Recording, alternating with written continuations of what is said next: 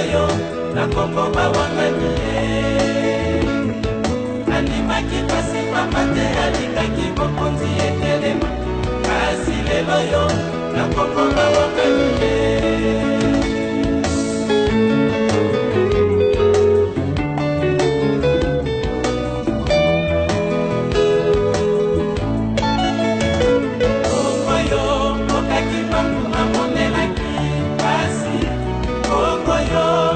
Mindele banyotolaki imangu andimaki pasi pamba te alingaki bokonzi etelema kasi lelo yo na Kongo bawangani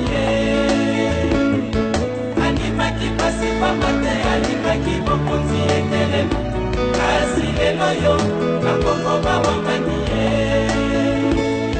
imangu wajokwamani atina ya kosofi ya mokili Mboka Kongo yo, beli bota mobimba ya bayindo kasi lelo, na Kongo balobi kimango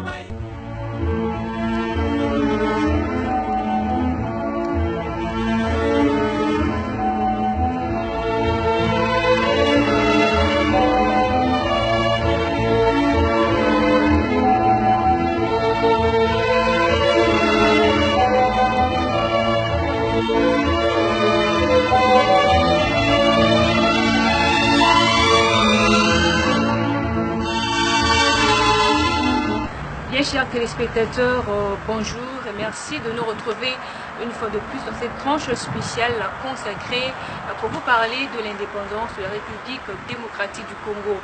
30 juin 1960, vous savez, c'est en ce moment-là que le peuple congolais a accédé à la souveraineté nationale et internationale. Sur ce plateau, nous ne sommes pas seuls, je suis accompagné de mon confrère Jean-Luc Lamakano et nous avons un seul invité, Papa Ndingaron, qui va devoir nous parler de l'indépendance et d'où vient-elle, quel est l'apport de l'église kimbangiste ou sa contribution en ce qui concerne l'indépendance de la République démocratique du Congo. Papa Jean-Luc Lamakano, bonjour. Bonjour, conseiller Tétis Samba. D'où vient l'indépendance de la République démocratique du Congo, là, qui se sera passée en revue avec notre invité, Aaron. Il est le représentant légal, premier suppliant et chargé de mission du chef spirituel de l'État. Bonjour. Bonjour papa. Bonjour maman journaliste. Et nous sommes très heureux de pouvoir vous recevoir sur ce plateau pour essayer de parler de l'indépendance de notre pays, la RDC. Et alors papa, si vous pouvez nous brosser à peu près qu'est-ce qu'est l'indépendance, d'où vient-elle et comment est-ce que le Congo a fait pour qu'elle accède à l'indépendance? Je vous remercie maman journaliste de m'avoir posé cette belle question aujourd'hui. Parlant de l'indépendance du Congo RDC. Merci beaucoup maman. Il y a plusieurs fois, quand je suis les différentes chaînes congolaises qui parlent de l'indépendance, mais la lumière semble être floue, alors que la vérité ne s'achète pas en argent. Il faut le méditer, il faut le dire tel qu'il est. La vérité c'est Dieu, le mensonge c'est Satan. Le délai de Satan a une courte durée. Le délai de Dieu est éternel, je dirais. Merci.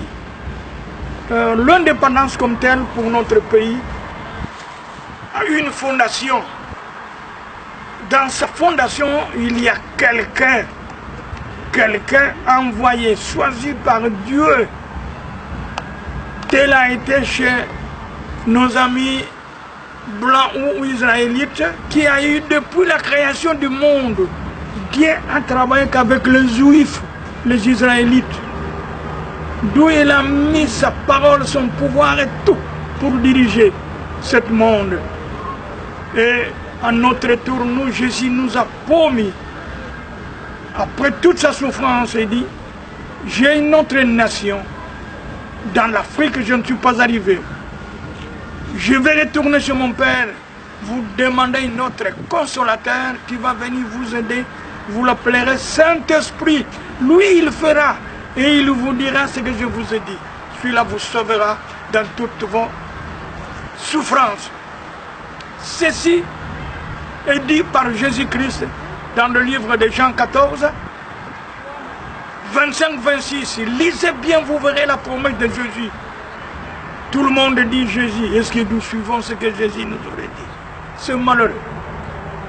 Point. Nous arrivons sur la réalisation de l'indépendance. Nous, l'homme noir d'Afrique, avons connu l'arrivée ou l'envoyé spécial de Jésus selon sa promesse. En 1887 a été né quelqu'un, et en 1921, d'où le monde va le découvrir, pour connaître que celui-ci a vêtu le corps de l'homme, mais c'est un Dieu parmi nous, parce que c'est un envoyé de Dieu. Concrètement, révérend Kipsoukoulou, quel est l'apport de l'église kimbanguiste sur l'indépendance de la République démocratique du Congo, concrètement? L'apport de Papa Simon Kimbangu, je vous dis franchement, chers frères et sœurs, que c'est lui qui nous a libérés dans cet esclavagisme de l'homme blanc. Je cite, en 1958, son fils aîné a été associé dans le groupe des cadres administratifs de toutes les commises en chef d'Afrique au Congo. Congo et Rwanda, Urundi. L'homme blanc, ils étaient tous appelés en Belgique pour un examen spécial, d'où le roi Baudouin voulait connaître les véritables cadres intellectuels dans son gouvernement. Eh bien, Papa Kisolokel y compris, son nom a été repris. Et son père, Dieu qu'il est, savait que mon fils est appelé. Il a sifflé à Maman Mouilou Kiawanga, sa femme. Il dit, notre enfant est appelé en Europe. Il va assister là où tous les cadres intellectuels vont aller assister. Il va passer par Nkamba, prendre la bénédiction. Mais alors vous lui direz ceci, que ton père a dit, dès que vous terminerez le travail que vous allez faire, vous n'allez pas retourner sans vous revoir avec le roi de Belgique, le roi Baudouin à ce moment-là. C'est le petit-fils de le roi Albert Ier qui avait signé convention, deuxième convention de ce Congo avec Papa Kimbangu. Révérend Kipsoukoulou, je vous ai bien suivi. Arrivé en Europe avec l'équipe en question, aussitôt terminé, n'est-ce pas, le travail pour lequel ils sont allés en Europe, le premier fils de Papa Simon Kimbangu, sa grandeur Charles Kisolokelo Lukelo. Dites-nous, après la rencontre, n'est-ce pas, pour laquelle ils sont allés en Europe, ils se sont vus avec le roi Baudouin. De quoi ils ont parlé, n'est-ce pas, avec le roi Baudouin, lui, le premier fils de Kimbangu, Charles Kisolokelo. Voilà, je vous remercie mon frère de m'avoir posé cette belle question pour éclairer l'opinion publique de l'homme noir qui ne connaît pas ce qui s'était passé dans son propre pays. Papa Kimbangu avait bien préparé son fils à partir d'Nkamba quand il est parti se faire bénir à la source bénie. Il a dit, Mouilou dit à Kisolokele, lorsqu'ils vont faire le travail qu'ils vont aller faire, à la fin, lui ne peut pas retourner au Congo sans se revoir avec les rois de Belge, Baudouin, tout en lui posant des questions pour la libération de l'homme noir d'Afrique et du Congo en particulier. D'où j'avais signé un document avec son grand-père en 1939 à Berlin, lorsqu'il a été arrêté en Allemagne. Le moment convenu avec lui vient d'être passé pour libérer les Noirs. Qu'est-ce qu'il dit? Il est d'accord de libérer les Noirs ou bien pas? S'il ne veut pas, qu'il signe un document, lui y avec moi. Nous allons créer la guerre et c'est lui qui vaincra, qui gagne le Congo. Alors, Papa Kisolokele n'a rien caché lorsqu'ils se sont vus avec le roi Baudouin. Surtout que les examens où ils étaient allés participer, lui était sorti premier. Parmi les blancs et les noirs, lui était sorti premier. Donc tout le monde était crié de le voir et de vouloir le connaître. Et à la fin, quand elle a demandé une audience de rencontrer le roi, il n'avait pas de difficulté. il a facilement rencontré le roi de Belge. Et en leur audience, il lui exposa ce que son père lui avait dit. Le roi n'est pas parti loin. Il dit, Monsieur Charles, d'abord vous êtes intellectuel, vous comprenez mieux que les autres.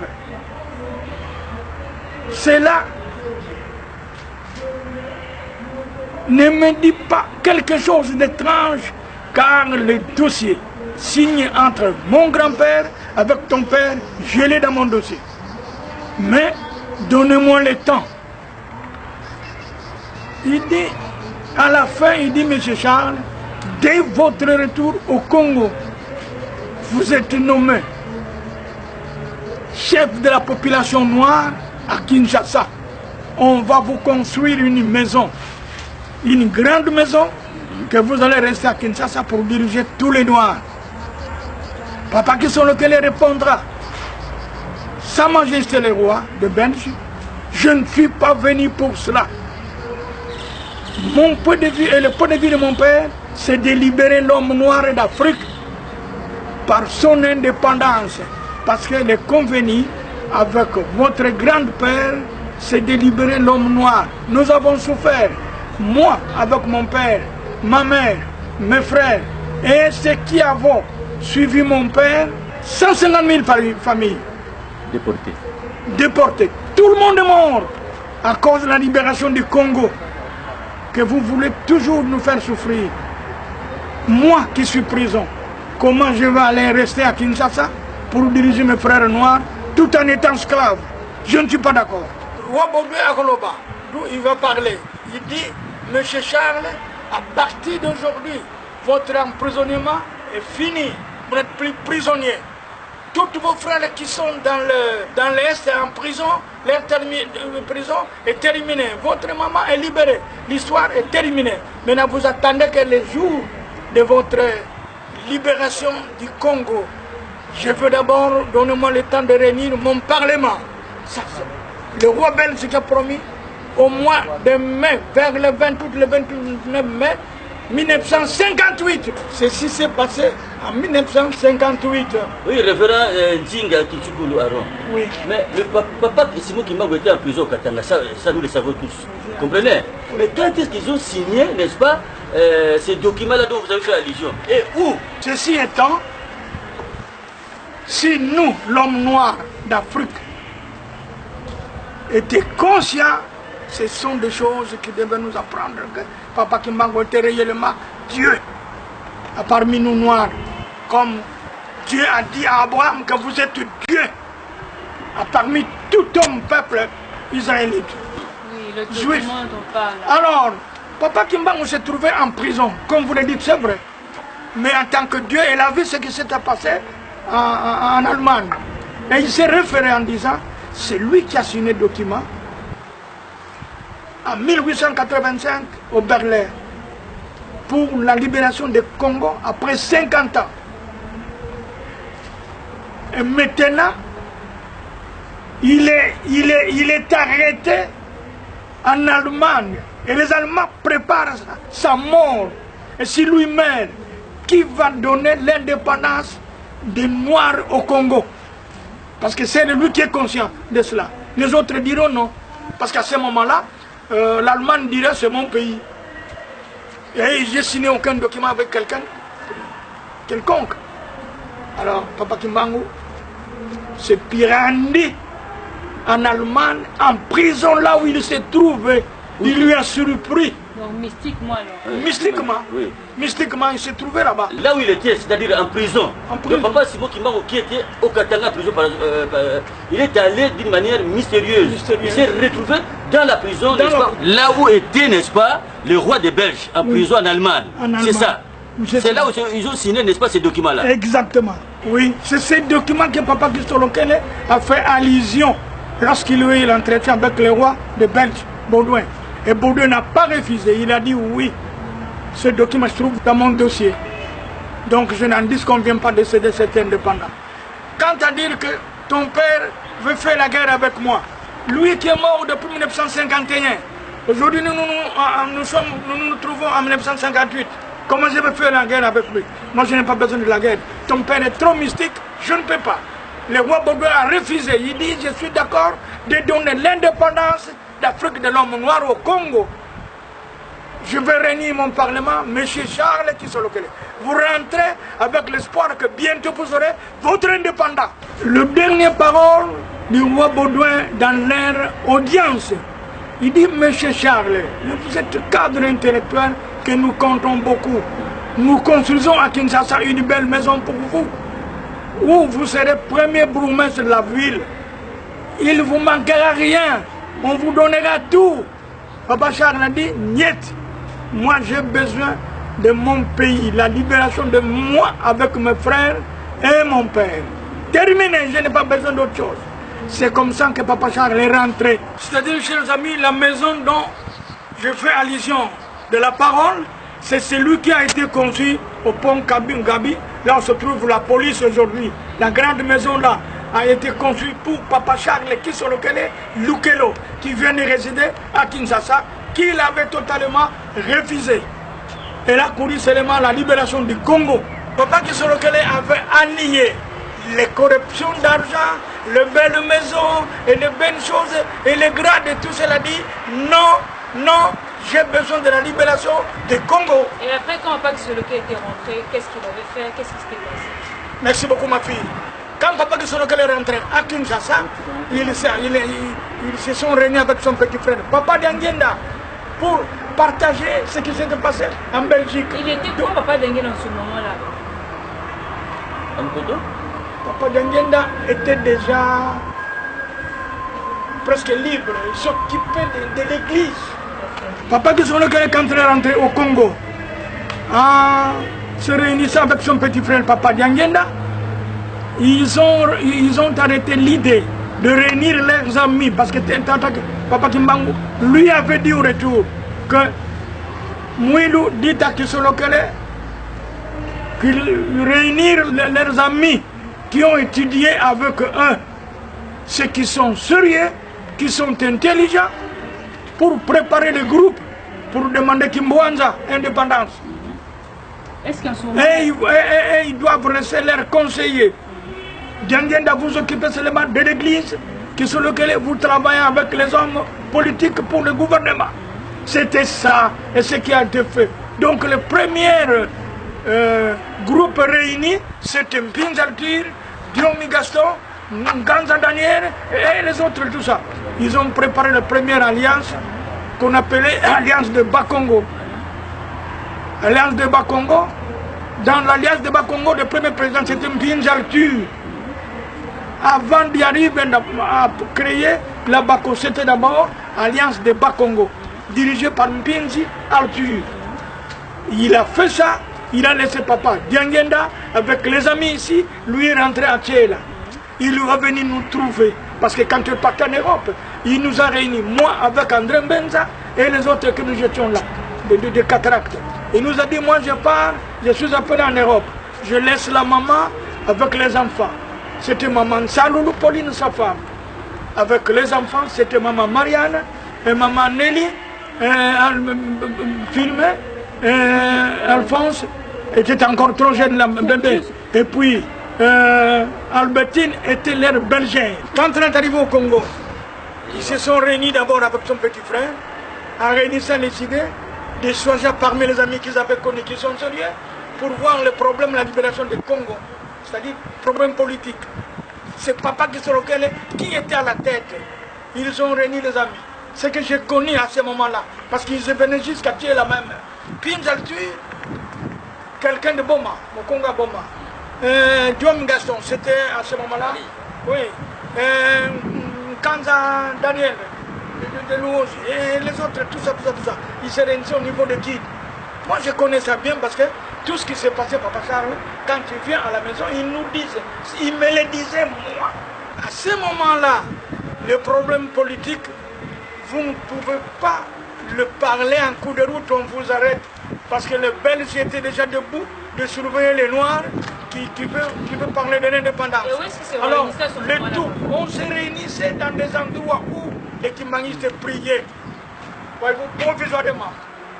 Partout, les Kimbanguistes priaient provisoirement. C'est là où se passait le problème politique de l'Abako. Et quand papa Charles Soloké est parti à Thiela, qu'est-ce qui s'est passé après? Papa Charles venait à Thiela, une semaine après, il rentre. À ce moment-là, il était déjà administrateur du territoire fou. Alors, il donne le travail à ces hommes, il rentre à Kinshasa, il s'occupait des problèmes politiques dès les convenus avec les rois Bourgogne. Il ne dormait plus. Il est devenu chaud. Nous, on ne le comprenait même pas. Et quelles sont les activités ou les démarches qu'il menait pour aboutir à tout ça? Les contacts entre lui, avec les amis chargés de problèmes politiques, il était le conseiller principal. Entre-temps, les amis des autres choses là, de l'Est, de l'Équateur, ils se trouvaient, ils s'entreparlaient. Pourquoi j'ai compris ça? C'est parce que quand nous sommes arrivés au mois de février 60, il y a eu fête de sa 46e anniversaire, d'où nous avons senti le plusieurs partis politiques qui est venu lui chercher à Thiela, Papa Charles. La BACO à ce moment-là, toutes les quartiers générales de la BACO s'étaient réunis pour aller assister à la cérémonie de l'emprisonnement de Papa Kisolokele depuis 1921 et assister aussi à sa 46e anniversaire depuis sa naissance. Alors, là, vous voyez la BACO, toute sa quartier générale, la Jabako, qui était la jeunesse d'Abaco, et les autres partis politiques, vous verrez MNC, PCA, PNP, Asureko, Kaneko, Balubakat, PNC, Kalonji, Achao.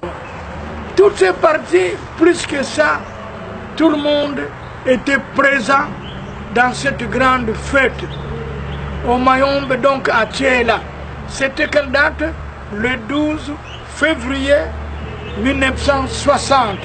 Parce que toutes ces parties avaient confiance à Papa Kisolokele Charles. Tout le monde comptait sur Papa Simone Kimbangu. Vous ne trouverez jamais un opposant qui soit catholique, protestant et d'autres églises. Parce qu'à ce moment-là, on parlait de l'indépendance que par les kimbanguistes et dans des endroits kimbanguistes. Chez nos amis catholiques, vous osez, on vous refoule, on vous arrête. Chez les protestants, vous parlez d'indépendance, on vous arrête. Parce qu'à ce moment-là, le pouvoir était encore entre les mains de Blancs qui dirigeaient ces églises-là. Et nos frères noirs étaient déshabillés et consorts n'avaient pas de pouvoir. Donc tout ce qui s'est intéressé dans cet esprit de l'indépendance s'associait avec nous. Le tout, si vous voulez connaître ce qui se passe pour l'indépendance et la libération du Congo, il faut voir un kimbanguiste. On nous a même proposé d'aller nous écrouler, nous tous, à Yinga. On dit les kimbanguistes parlent d'indépendance, mais vous verrez comment on va les arrêter et aller les tuer tous à la chute de Yinga. Nous avons dit oui. Mais les Congo appartient aux Congolais, nous restons Congolais, nous aurons l'indépendance. Notre ancêtre Kimbangu avait dit les Blancs sortiront de ce Congo et nous allons voir cette fois ici. Ça a été fait. Et comment ça s'est passé autour de au fil de nuit pour que nous partions à la table ronde? D'accord. Après cette grande fête de Papa Kisolokele, à Thiela, où ils se sont tous convenus de préparer tout d'abord un gouvernement de transition et secondo parti tous les cadres choisis pour les tables rondes. J'ai vu Papa Kisolokele pendant le dîner à 19h dans la résidence de Papa Kisolokele à Thiela Mbanga. Tout ce qui est mouillon connaît ce que je dis. Lorsque Papa Charles dira, mon petit frère Joseph Kasavubu qui a beaucoup souffert, c'est toi qui serais le premier président de la République. Alors cette parole devant la table d'honneur où ils y mangeaient, moi j'étais présent. Le premier qui a répondu c'était Kachamura, le secrétaire particulier de Patrice Emery Lumumba. Il dit, Papa Charles, moi, mon chef, mon patron, Patrice Emery Lumumba m'a envoyé pour venir assister dans votre fête. universel. Le discours qu'elle m'a donné, c'est ce que je lis devant tout le monde. Notre espoir en nous, c'est vous qui serez premier président. Parce que c'est vous qui avez fait longtemps avec les Blancs, vous êtes élevé par les Blancs, et tout ça malgré la souffrance, mais vous connaissez mieux les secrets du Congo que les autres, que nous. Et c'est pourquoi nous nous comptons sur vous. Pourquoi vous dites ça? Papa Charles a dit, la réaction de Papa Charles a dit non. Il a souffert, je connais ce qu'il a eu et ce qu'il va se faire. Kassabou lui-même a répondu. Il dit Mouta Charles, non, c'est vous. Alors, Bolia prendra parole pour dire que, ah, cher frère, Mouta Charles, il ne faut pas dire ça. Nous nous comptons sur vous. Lui a souffert, mais vous avez souffert plus que lui. Alors, nous nous comptons sur vous. D'ailleurs, moi, Bolia, je me pose toujours la question, pour vous, nos frères Bakongo, à partir de Kinshasa, vous vous entendez jusqu'à la mer. Quand l'autre parle, notre écoute, il répond. Tandis que nous, vos frères de l'Est, après 10 km, le dialecte change. Nous nous posons des questions. C'est pourquoi, à présent, je demande à Papa Mvoala, Diangien Dakuntima Joseph, était présent sur la table. Il dit, dès que nous rentrons à Kinshasa, moi je vais louer un avion. Donnez-moi des pasteurs Bakongo pour aller aussi évangéliser la parole de notre ancêtre, Papa Kimbangu, chez nous dans les hauts, pour que nous soyons tous réellement ses enfants, parce qu'on doit s'entendre. La première des choses dans le christianisme, c'est de s'entendre. Mais nous ne nous entendons pas, alors ça me travaille. Quant à ce qui concerne Papa Charles, nous nous comptons beaucoup sur vous. Et après, qu'est-ce qui s'est passé? Et après, moi David a voulu parler, il n'a pas parlé. Bikebi Raymond a voulu parler, il n'a pas parlé. Et le reste, Papa Charles a dit, bon, on verra ce qui va se passer. Mais, vous n'ayez pas peur. Mon père est toujours avec vous et nous allons vous épauler. C'était sa dernière parole. C'était fini. Alors, la fête a poursuivi jusque plus loin là-bas. Et lors de leur retour à Kinshasa, c'était les préparations. Les préparations pour partir à la table ronde. Papa Charles Kisolokele a été bel et bien parti à la table ronde. Derrière, c'est lui qui avait l'argent avec laquelle ils avaient payé les cautions chez le gouvernement belge. Quand est-ce que s'est passé la table ronde? C'était au nombre de combien? Les nombres, je ne peux pas vous la déterminer. Je vous dirais que toutes les partis politiques ont été représentés à la table ronde.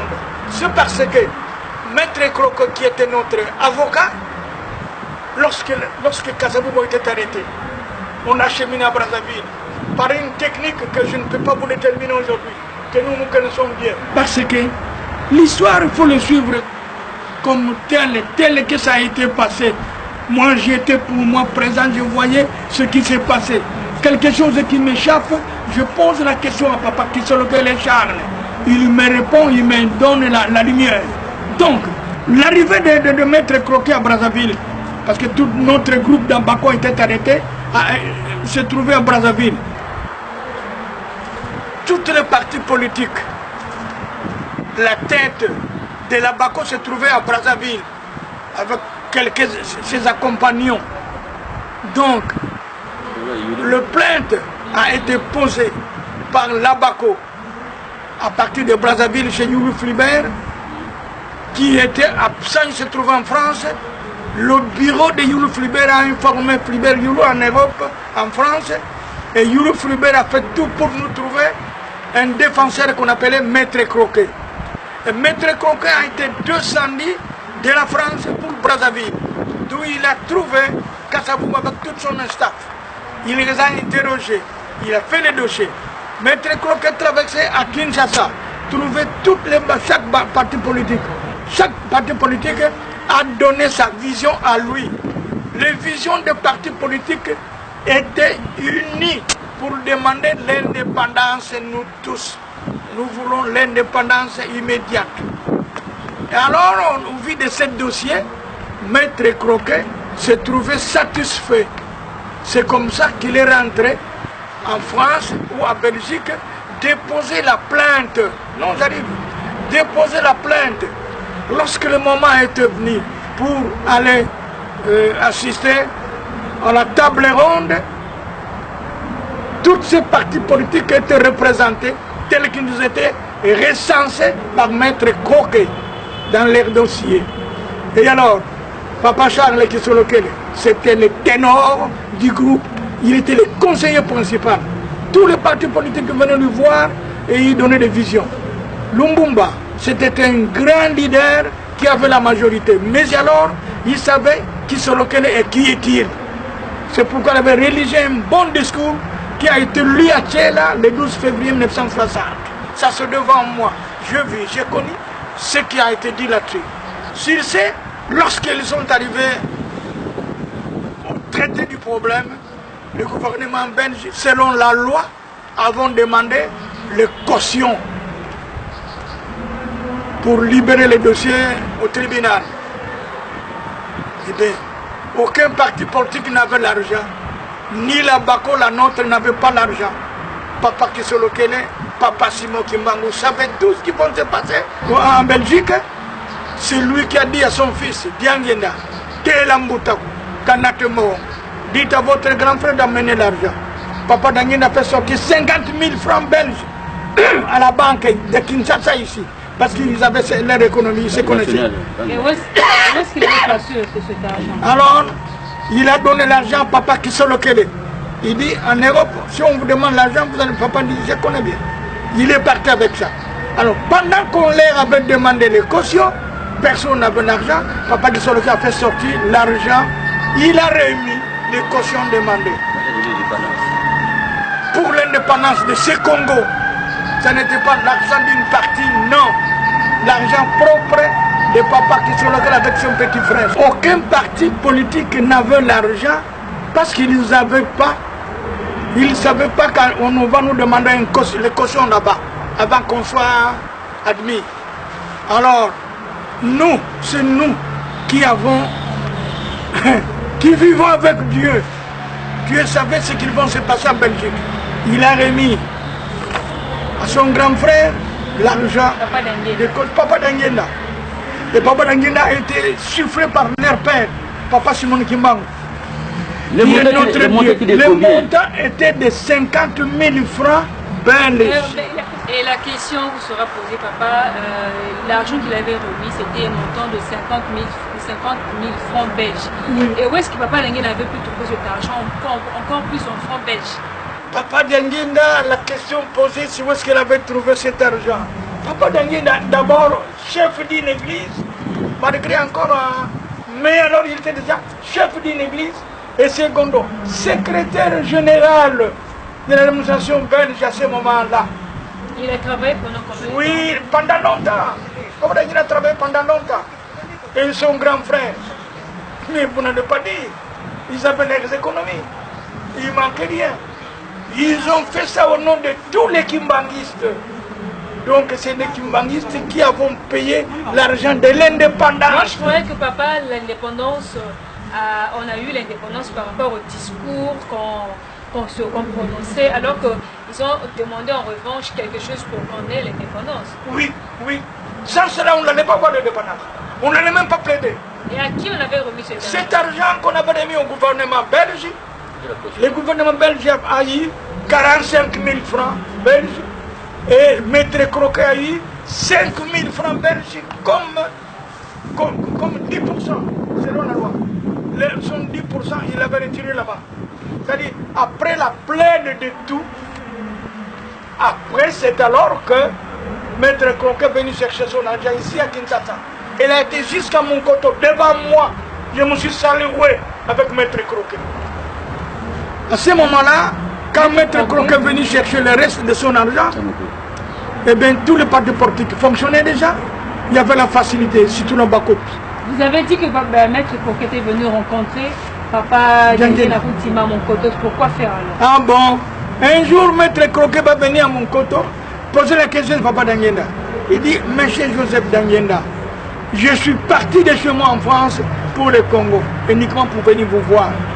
Je voudrais connaître votre secret, parce que jamais depuis la création du monde, un noir créait quelque chose que le blanc doit se soumettre, doit participer, doit croire et se soumettre. Quel est votre secret? Quel est ce quelque chose là que Papa Dangé avait créé et qui a surpris les Belges? C'était quoi qui a surpris M. Croquet, le défenseur de... C'est simple à répondre, mon frère. C'est l'église Kimbangui. Qu'ils ont senti une église plus puissante que leurs églises. Après l'entretien avec Maître Croquet, et qu'est-ce qu'il y a eu après? Qu'est-ce qui s'est succédé, les activités pour qu'on arrive à la question de l'indépendance le 30 juin?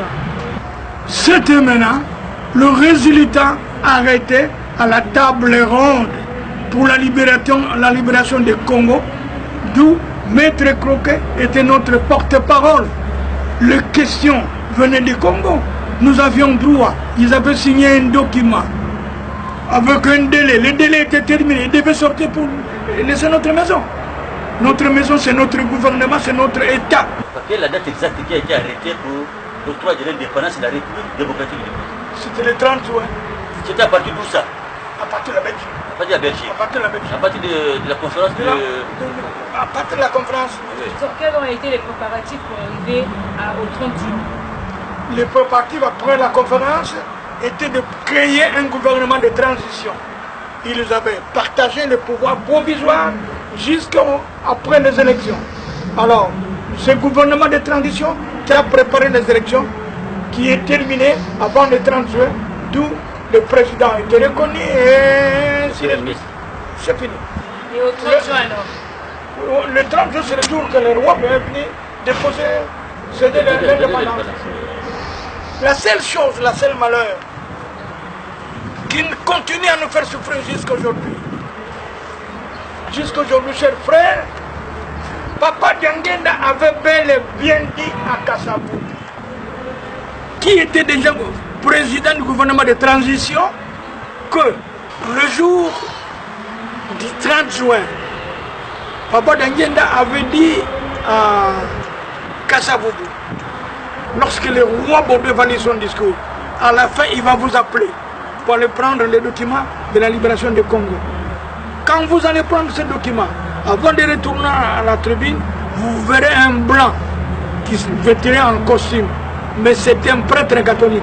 Il va vous poser la question. Il va d'abord vous féliciter. Après la félicitation, il va vous poser la question. Quelle est l'église qui va diriger votre gouvernement? Répondez-le carrément, nous avons notre église, c'est l'église Kimbangui. Vous le verrez, c'est découragé. Ça va, ils sont bien convaincus. Arrivé le temps, le roi va lire les discours. À la fin, il va appeler Kassabou, il descend de prendre des documents. En retournant, ce blanc est venu.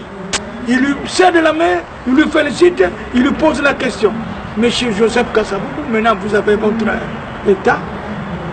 Mais quelle est l'église qui va diriger votre État spirituel? Kassabou a tagué, alors nous allons voir. Les réponses de Kassabou, nous allons voir. Papa Diangenda s'est fâché, les blancs rigolaient, dit c'est fini. Les noirs, le Congo, nous l'avons encore. Les Congo, nous l'avons encore. Ils en ont encore jusqu'aujourd'hui. Voilà, chers frères, cette phrase-là a froissé le cœur de Papa Diangenda. À partir de ces jours-là, Papa n'a même pas mangé le soir chez lui. Il dit c'est fini, on a souffert pour rien. Parce que c'est le pouvoir. Le pouvoir est d'abord spirituel et puis politique. Mais maintenant le pouvoir spirituel, on n'en a pas. On a eu le pouvoir politique, mais spirituellement, on est encore là. Donc c'est la souffrance de l'homme noir jusqu'à ces jours. Est-ce que nous sommes recolonisés par les Belges? Parce qu'on continue à être colonisé. C'est l'église catholique. Belge. Nos frères prêtres ou religieux catholiques congolais, ils ont moins de pouvoir que les catholiques blancs parce qu'ils continuent à coloniser le Congo. Papa Diangenda a été rentré très touché, c'est parce que la ligne de conduite qu'elle avait donnée au président Kassabou n'a pas été respectée comme telle. Elle va donner les garanties de nouveau au gouvernement belge parce que L'Église catholique, c'était le gouvernement belge. Le gouvernement belge, c'était l'Église catholique. Lorsqu'il va garder le pouvoir encore à eux, et c'est fini. On est indépendant, politique, mais spirituellement, on n'en a pas. Même pas économiquement. C'est la souffrance même. Or, les Écritures saintes disent, lorsque vous êtes indépendant d'un pays qui vous libère, vous êtes livré de l'indépendance. Même leur Dieu ne priait pas, parce qu'il continuera à vous dominer. Donc jusqu'à présent, franchement dit, le Congo continue à être dominé par les esprits importés, je dirais. Parce que vous voyez aujourd'hui comment les églises de réveil, combien ils sont en train de détourner même l'histoire de ce pays, troubler les esprits des croyants Dieu. Ils ne voient pas comment marcher, comment se développer. Parce que le développement de l'homme est parti à partir de l'esprit spirituel. Le spiritualisme chez nous est éparpillé. On n'est pas regroupé, on n'est pas régressé. Dieu lui-même. On ne parle pas le même langage. Dieu même, on ne parle pas le même langage. Le pouvoir catholique, belge, comme portugais en Angola, chez Mama Kimbiabita. Chez Mama Kimbiabita, vous voyez combien avons fait souffrir les Noirs du Congo, Angola, comme Congo ex-belge, comme Congo ex-français et consorts. On comprend bien que depuis les temps anciens, depuis les temps républicains, avec un même patrie, c'est toujours l'Église catholique belge qui terrasse, qui est en train de menacer le pouvoir spirituel du Congo. Mais oui, il faut suivre l'histoire. Nous ne sommes pas dans l'histoire de Manza Congo. Je vous le dirai bien après, parce que je les connais très bien, cette histoire-là. Comment Maman Kimbiabita a souffert, comment elle a eu l'Esprit Saint, comment Dieu lui a inspiré et comment il a construit l'église des Noirs pour se délier de cet esclavagisme. Ok, papa, toujours... revenons à notre sujet, comme vous dites, parce qu'on parle de l'indépendance. Et après le 30 juin, qu'est-ce qui a suivi comme événement? Ah bon, ce qui a suivi comme événement, quand le roi des Belges, Baudouin, après avoir libéré le Congo, il a dit à ses frères blancs, il dit, nous rentrons chez nous, moi je viens de donner l'indépendance aux Noirs, le pays, le Congo appartient aux Noirs, terminé pour vous et moi, nous rentrons chez nous. Celui qui veut venir travailler au Congo, il va venir signer les contrats avec les Congolais. Dans le cadre des affaires. Dans le cadre des affaires. Inflationnel. Et pas diriger ces Congos. Les Congos ont leurs dirigeants politiques, économiques et consorts. Spirituels. Terminé. Nous rentrons. Le roi Baudouin a quitté Kinshasa le 3 juillet, ici à Kinshasa. J'y étais encore présent, je suis parti de Mayombe pour Kinshasa, pour venir vivre l'événement de l'indépendance. Donc j'ai suivi toute la situation. Le roi de Belge est parti, nous sommes restés. Les 4, le blanc ne voulait même pas sentir le noir prendre le pouvoir. Les 5 non plus. Les 6 non plus. Dans des sociétés, dans le bureau d'État, tout ça, personne, aucun blanc n'a fait la remise de plus avec un noir. Arrivé le 7, Tata Kimbangu s'est de nouveau fâché. Il a sifflé. Parti du Mayombe, Papa Kimbangu a paru devant toutes les blancs qui existaient au Congo, dans leur maison où ils gueulaient.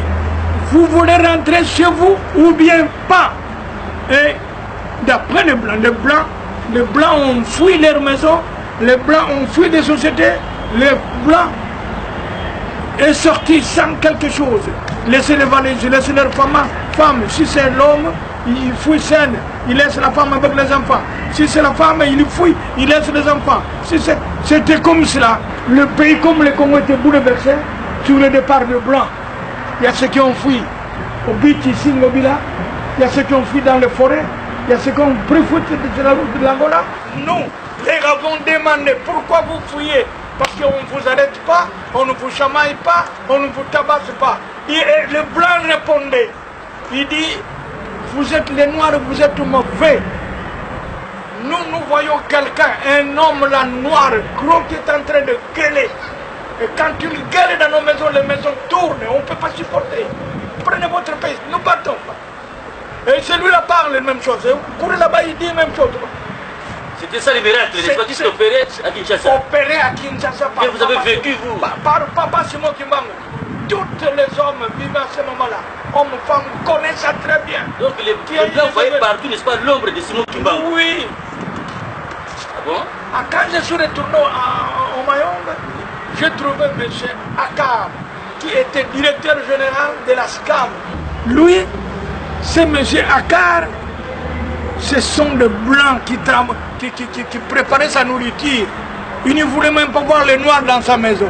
Mais ce jour-là, M. Akar a pris fuite avec caleçon, en caleçon, en oubliant tous ses belles habits et ses valises et tout ça, en abandonnant sa femme et les enfants sur la route de Nzobelouz.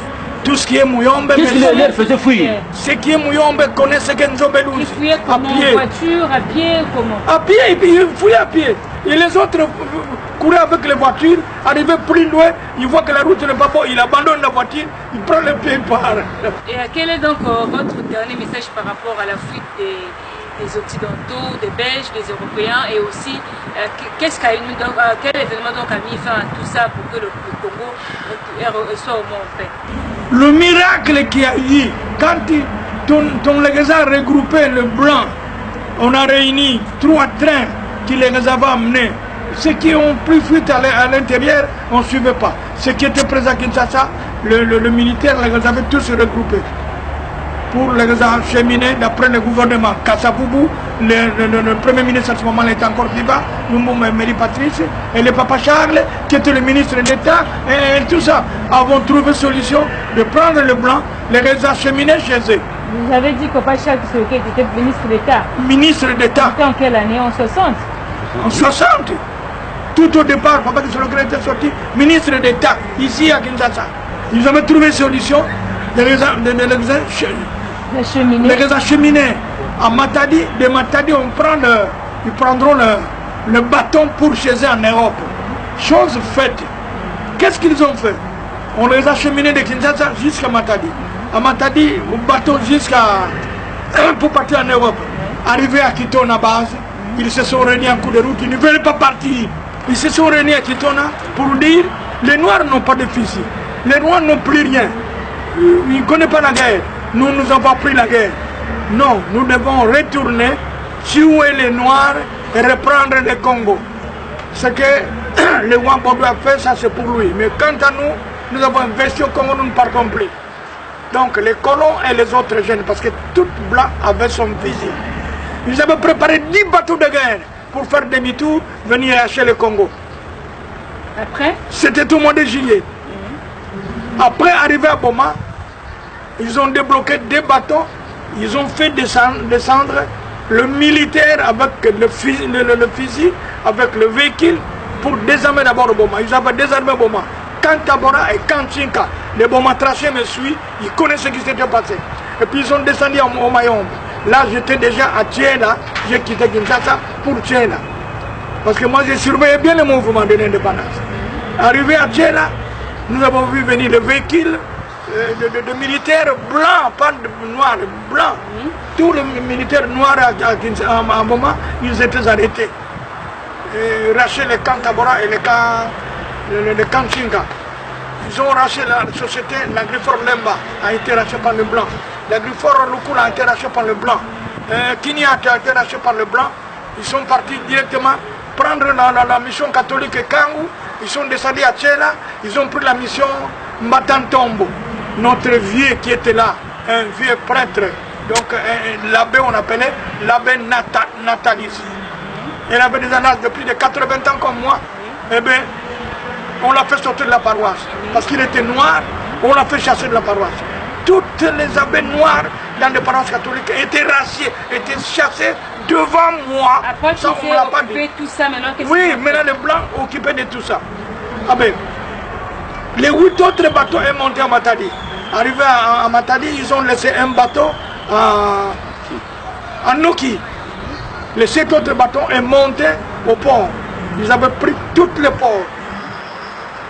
Pendant la nuit, ils ont racheté Matadi, chassé tous les Noirs en ville. D'ailleurs, la ville n'était pas encore habitée parce que les Blancs étaient partis. Alors, à la cité, les Noirs ont senti que la ville est rachetée par les militaires blancs, on ne peut rien faire. Alors qu'on va faire un message à Kinshasa. À Kinshasa, le gouvernement n'était pas encore en place, n'était pas encore en fonction. L'armée était encore comme ça, il n'y avait pas un dirigeant de l'armée, parce que c'était à peine qu'on se débrouillait. Il n'y avait que des caporales et des sergents-majors. Non, vous pouvez aussi. Oui. Qu'est-ce qu'ils ont dit? Les lamatés, on doit prendre ici à Kinshasa, à Matadi, il y a eu un blanc, un homme là, en couleur, en blanc, qui a porté des tenues marquées Simon Kimbangu, roi du Congo. Simon Kimbangu, roi du Congo. Simon Kimbangu, roi du Congo. C'est le tenue qu'il a porté. J'avais même ce pantalon-là. Ce n'est pas longtemps que cela a écoulé, je n'avais pas besoin de ça. Et puis qu'est-ce qui va arriver? Le nouvel est venu à Kinshasa pour dire que nous, Matadi est tombé, Boma est tombé, toutes les Mayombe est tombé, on sait comment faire. Le gouvernement va se réunir, à une réunion extraordinaire. Pour trouver solution, ils ont dit, à Matadi, comme c'est Papa Simon qui est en train de se voir là-bas, il n'y a pas quelqu'un d'autre qui doit être que vous, M. Charles. Papa Charles, vous connaissez ce qui se passe. Vous avec votre papa, notre papa, mais vous, c'est vous qui parlez. Papa Charles était d'accord, il dit, mais en condition que j'ai avec les militaires. C'est alors qu'ils vont préparer les 350 militaires qui se trouvaient en Banzangou. Quand Hardy, avec les camps Chonankuru, réunit tous les militaires pour aller avec Papa Charles à Matadi. Papa Charles descendit en voiture noire, tout en étant ministre d'État à ce moment-là. 350 militaires sont descendus à Matadi avec Papa Charles. Arrivé à Matadi, Papa Charles a entendu ce qui s'était passé. Alors à Matadi, tous les Noirs ont fui leur maison. La ville est restée vide, la cité est restée vide. Nos hommes qui étaient là, les Kimbanguistes, sont témoins, les non-Kimbanguistes sont témoins à Matadi. Ils ne sont pas encore tous morts, comme à Boma. Eh bien, Papa Charles a dit, vous allez d'abord étudier la ville pendant la journée. Ce soir, c'est la guerre. Il leur a donné les positions. C'est cette position qui fait qu'ils avaient placé au Belvédère là-bas 3 canons au Belvédère qui regardaient bien le port. Alors quand vous regardez au port, vous voyez les bateaux de guerre installés.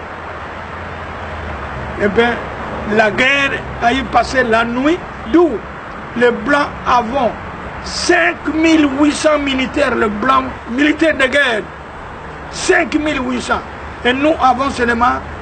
Non, c'est Papa qui saurait que le chef qui avait préparé ces plans de guerre là. De guerre, c'est Papa qui a sauvé Matadi. Oui, qui a sauvé Matadi. Oui. Qui a sauvé Matadi, qui a sauvé le Congo. Le Congo, parce que c'était près de Monta Kinshasa. Le Nord avait combien de les Noirs, ils étaient 350 militaires noirs. Et Papa leur a dit, vous allez faire la guerre, mais que personne ne vole. Même si vous voyez l'argent, ne prenez pas. Vous voyez les habits, ne prenez pas. Essayez, faites tout pour faire sortir l'étranger. Ils se sont entendus. Alors la guerre est caillée toute la nuit jusqu'au lendemain matin. Il y a eu 5620 militaires blancs morts. Les 7 bateaux de guerre ont été tous écroulés. Jusqu'aujourd'hui, ça se trouve à Matadi, dans le Mbengo. 180 militaires blancs étaient sauvés le matin lorsqu'ils sont venus voir et ils croient que ce qui les tuaient c'était des Noirs, or c'était ses frères. Donc, la guerre est terminée à 5 h du matin lorsqu'ils ont vu les dangers sur eux. 180 avons fui pour aller rejoindre le bateau qu'ils avaient laissé à Noki pour descendre à Boma. appeler les amis qui se trouvaient à Tchena, à Lukula, à Mwanda, tout ça, à Lemba, pour vite monter à Boma, prendre le bateau pour fuir. Et pour nous, Congolais, 18 militaires seulement étaient morts. Et pour eux, 5620 étaient morts pour sauver totalement le Congo. C'était ça le dernier événement qui a donné occasion maintenant au président de la République, avec tout son ministère, de s'organiser et d'écoller le Congo à son indépendance. Qui a fait ça? Grâce à Papa Simon Kimbangu. Voilà l'indépendance de la RDC, avec beaucoup de sacrifices que nous l'avons obtenu. Papa, vous savez pourquoi dire. Pour aujourd'hui, en tout cas, nous arrêtons par là. L'essentiel est de retenir ou de connaître la vraie histoire de l'indépendance de notre pays, qui est donc la RDC. C'est la fin de cette émission. Merci de nous avoir suivis. Et cette émission, si vous l'avez bien aimé, dites un grand merci à Hugues Fouélé qui assurait donc la technique ou la prise de vue et à Arnaud Tiba qui en a assuré la réalisation. Merci au révérend Zingaron d'avoir répondu à notre invitation. Merci aussi à notre fondation, à la canon Guéry. Merci beaucoup et à la prochaine.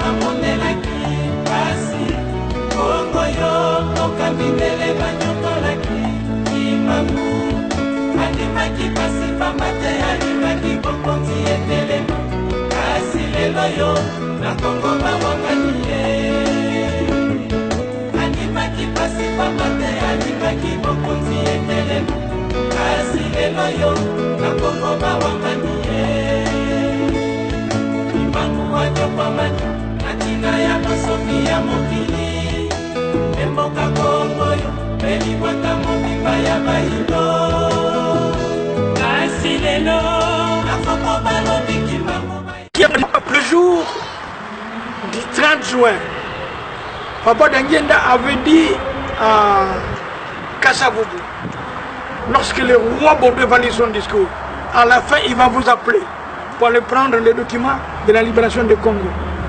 Quand vous allez prendre ces documents, avant de retourner à la tribune, vous verrez un blanc qui se vêtirait en costume, mais c'est un prêtre catholique.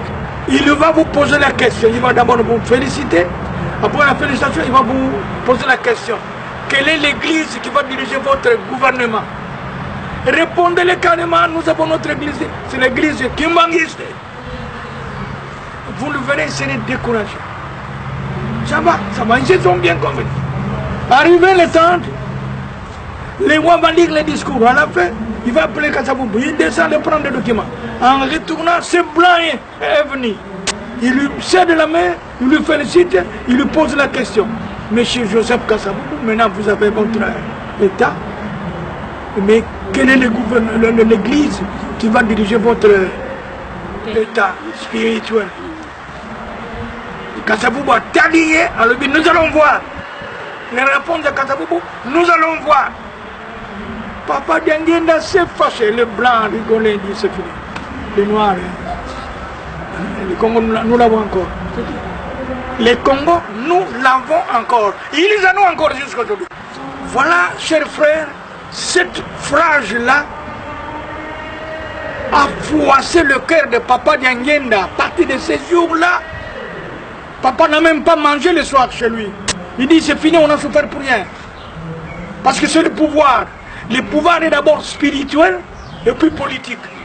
Mais maintenant le pouvoir spirituel, on n'en a pas. On a eu le pouvoir politique, mais spirituellement, on est encore là. Donc c'est la souffrance de l'homme noir jusqu'à ces jours. Est-ce que nous sommes encore colonisés par les Belges? Parce qu'on continue à être colonisés. C'est l'église catholique. Belge. Nos frères prêtres ou religieux catholiques congolais, ils ont moins de pouvoir que les catholiques blancs parce qu'ils continuent à coloniser le Congo. Papa Dianguenda a été rentré très touché, c'est parce que la ligne de conduite qu'elle avait donnée au président Kasaboubou n'a pas été respectée comme telle. Elle va donner les garanties de nouveau au gouvernement belge parce que l'église catholique c'était le gouvernement belge. Le gouvernement belge c'était l'église catholique. Lorsqu'il va garder le pouvoir encore à eux, et c'est fini, on est indépendant politique, mais spirituellement on n'en a pas, même pas économiquement. C'est la souffrance même. Les Écritures saintes disent, lorsque vous êtes indépendant d'un pays qui vous libère, vous êtes livré de l'indépendance, même leur Dieu ne priez pas, parce qu'ils continueront à vous dominer. Donc jusqu'à présent, franchement dit, le Congo continue à être dominé par les esprits importés, je dirais. Parce que vous voyez aujourd'hui comment les églises de réveil, combien ils sont en train de détourner même l'histoire de ce pays, troubler les esprits des croyants Dieu. Ils ne voient pas comment marcher, comment se développer. Parce que le développement de l'homme est parti à partir de l'esprit spirituel. Le spiritualisme chez nous est éparpillé. On n'est pas regroupé, on n'est pas régressé. Dieu lui-même... On ne parle pas le même langage. Dieu même, on ne parle pas le même langage. Le pouvoir catholique, belge, comme portugais en Angola, chez Mama Kimbiavita. Chez Mama Kimbiavita, vous voyez combien avons fait souffrir les Noirs du Congo, Angola, comme Congo ex-belge, comme Congo ex-français et consorts. On comprend bien que c'est depuis les temps anciens, depuis les temps républicains, qui patrouillent toujours l'église catholique belge qui terrasse, hein, qui est en train de menacer le pouvoir spirituel du Congo. Mais oui, il faut suivre l'histoire. Nous ne sommes pas dans l'histoire de Manza Congo.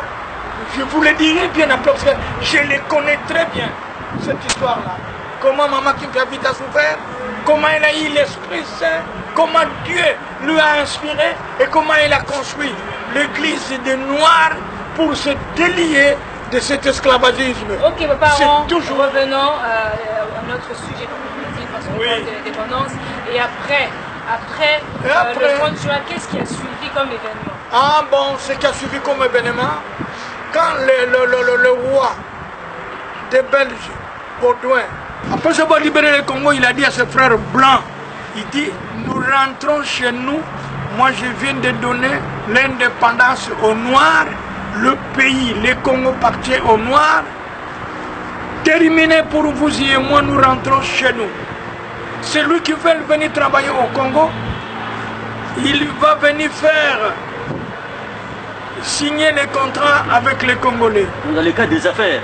Dans le cadre des affaires. Personnel. Et pas diriger ces Congos. Les Congos ont leurs dirigeants politiques, économiques et consorts. Spirituels. Terminé. Nous rentrons. Le roi Boga a quitté Kinshasa le 3 juillet. Ici à Kinshasa. J'y étais encore présent, je suis parti de Mayombe pour Kinshasa, pour venir vivre l'événement de l'indépendance. Donc j'ai suivi toute la situation. Le roi de Belge est parti, Nous nous sommes restés. Les 4, le blanc ne voulait même pas sentir le noir prendre le pouvoir. Les 5 non plus. Les 6 non plus. Dans des sociétés, dans le bureau d'État, tout ça, personne, aucun blanc n'a fait la remise de plus avec un noir. Arrivé le 7, Tata Kimbangu s'est de nouveau fâché. Il a sifflé. Parti du Mayombe, Papa Kimbangu a paru devant toutes les blancs qui existaient au Congo, dans leur maison où ils gueulaient. Vous voulez rentrer chez vous ou bien pas? Et d'après les blancs ont fui leur maison, les blancs ont fui des sociétés, les blancs est sorti sans quelque chose. Laissez les valises, laissez leurs femmes. Si c'est l'homme, il fuit seul, il laisse la femme avec les enfants. Si c'est la femme, il fuit, il laisse les enfants. Si c'était comme cela. Le pays comme le Congo était bouleversé sur le départ de blancs. Il y a ceux qui ont fui au Biti Singobila, il y a ceux qui ont fui dans les forêts, il y a ceux qui ont pris fuite de la route de l'Angola. Nous, les avons demandé pourquoi vous fouillez. Parce qu'on ne vous arrête pas, on ne vous chamaille pas, on ne vous tabasse pas. Et le blanc répondait, il dit, vous êtes les noirs, vous êtes mauvais. Nous voyons quelqu'un, un homme là noir, gros, qui est en train de gueuler. Et quand il gueule dans nos maisons, les maisons tournent, on ne peut pas supporter. Prenez votre pays, nous partons. Et celui-là parle la même chose. Vous courez là-bas, il dit la même chose. C'était ça les miracles, les spadistes opérés à Kinshasa. Opérés à Kinshasa. Et vous avez vécu, vous? Par Papa Simon Kimbangu. Tous les hommes vivant à ce moment-là, hommes, femmes, connaissent ça très bien. Donc les blancs voyaient partout, n'est-ce pas, l'ombre de Simon Kimbangu? Oui. Ah bon? Quand je suis retourné au Mayombe, j'ai trouvé M. Akar, qui était directeur général de la SCAM.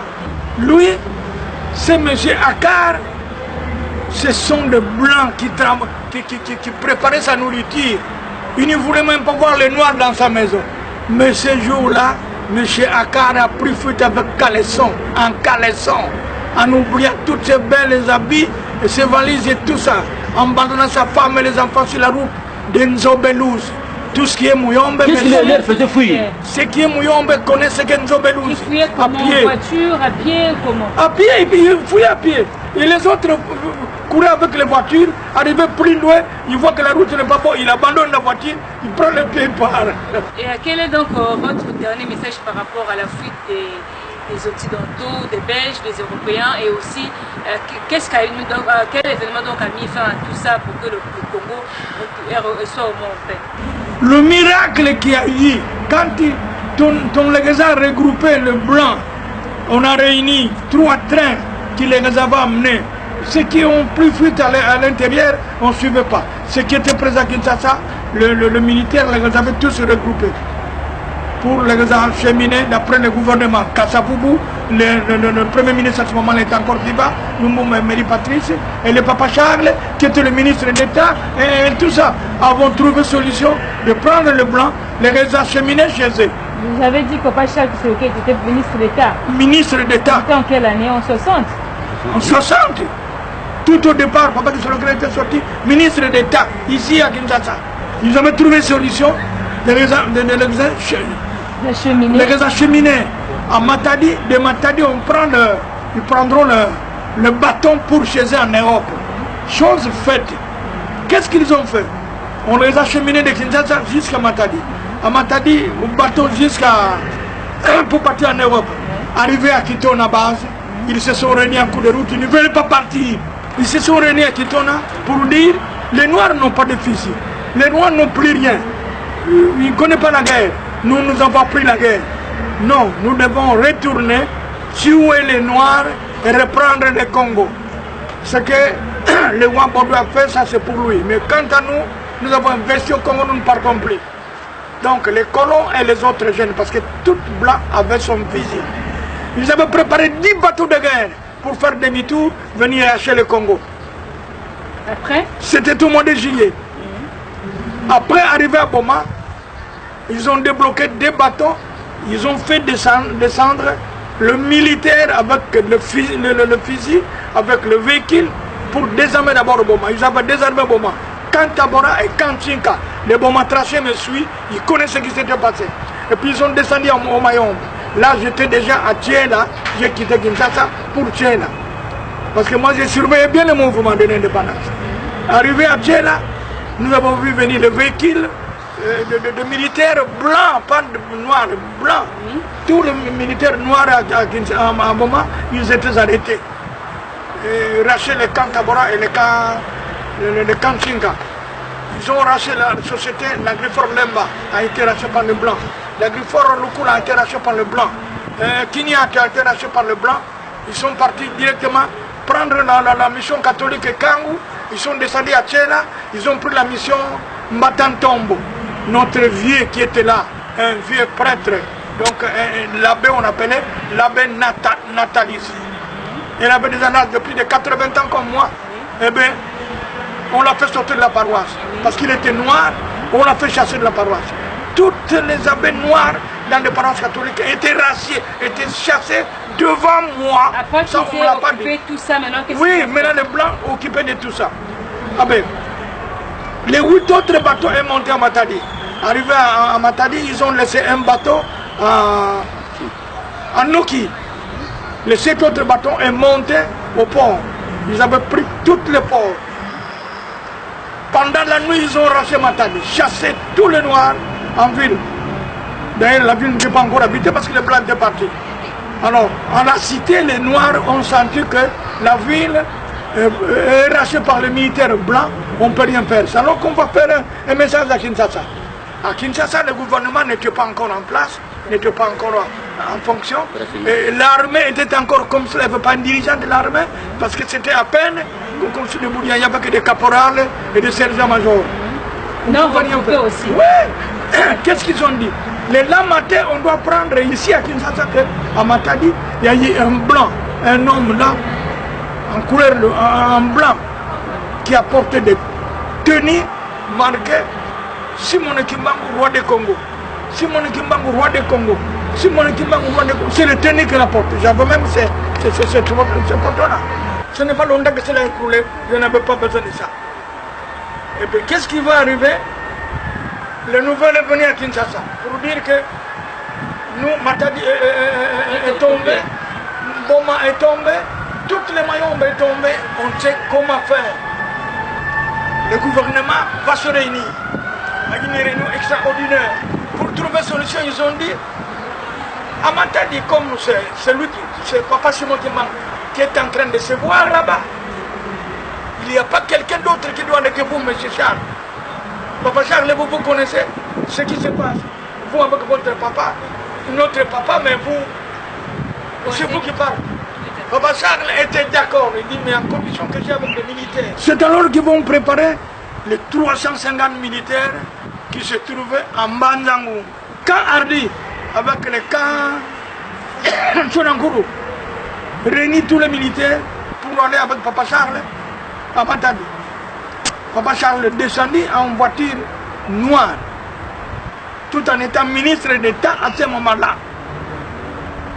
350 militaires sont descendus à Matadi avec Papa Charles. Arrivé à Matadi, Papa Charles a entendu ce qui s'était passé. Alors à Matadi, tous les Noirs ont fui leur maison. La ville est restée vide, la cité est restée vide. Nos hommes qui étaient là, les Kimbanguistes, sont témoins, les non-Kimbanguistes sont témoins à Matadi. Ils ne sont pas encore tous morts, comme à Boma. Eh bien, Papa Charles a dit, vous allez d'abord étudier la ville pendant la journée. Ce soir, c'est la guerre. Il leur a donné les positions. C'est cette position qui fait qu'ils avaient placé au Belvédère là-bas 3 canons au Belvédère qui regardaient bien le port. Alors quand vous regardez au port, vous voyez les bateaux de guerre installés. Eh bien, la guerre a eu passé la nuit, d'où les Blancs avons 5800 militaires, les Blancs militaires de guerre, 5800. Et nous avons seulement... Non, c'est Papa qui avait préparé ces plans de guerre là. De guerre, c'est Papa qui a sauvé Matadi. Oui, qui a sauvé Matadi. Oui. Qui a sauvé Matadi, qui a sauvé le Congo. Le Congo, parce qu'ils étaient près de monter à Kinshasa. Le Nord avait combien de les Noirs, nous étions, ils étaient 350 militaires noirs. Et Papa leur a dit, vous allez faire la guerre, mais que personne ne vole. Même si vous voyez l'argent, ne prenez pas. Vous voyez les habits, ne prenez pas.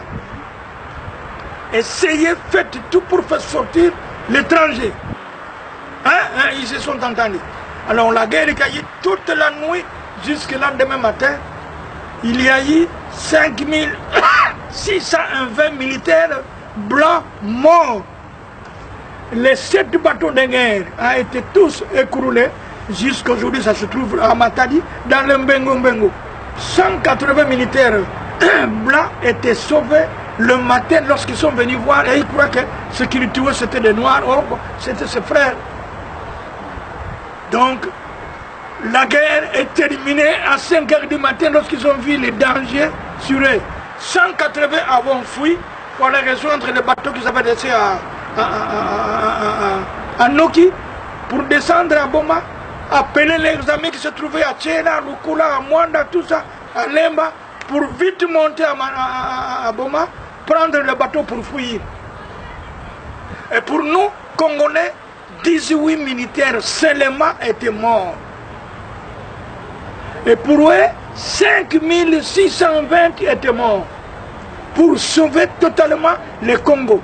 C'était ça le dernier événement qui a donné occasion maintenant au président de la République, avec tout son ministère, de s'organiser et d'écoller le Congo à son indépendance. Qui a fait ça? Grâce à Papa Simon Kimbangu.